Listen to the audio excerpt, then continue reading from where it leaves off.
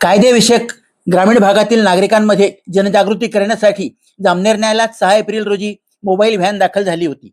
या मोबाईल व्हॅनच्या प्रवासाचे उद्घाटन तालुका विधी व सेवा समितीचे अध्यक्ष न्यायाधीश एम.एन. जयस्वाल यांनी हिरवा झेंडा दाखवून केले.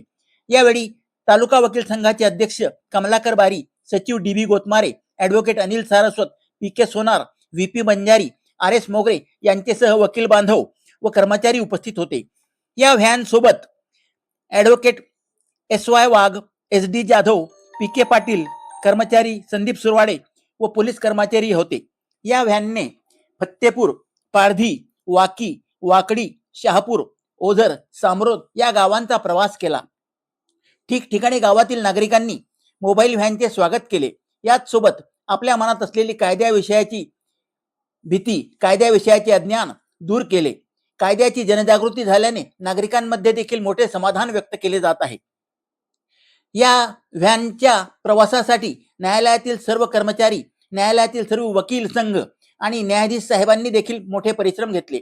विधी सेवा समितीचे शासकीय अधिकारी, पंचायत समितीचे गटविकास अधिकारी, तहसीलदार यांनी देखील यासाठी प्रयत्न केले.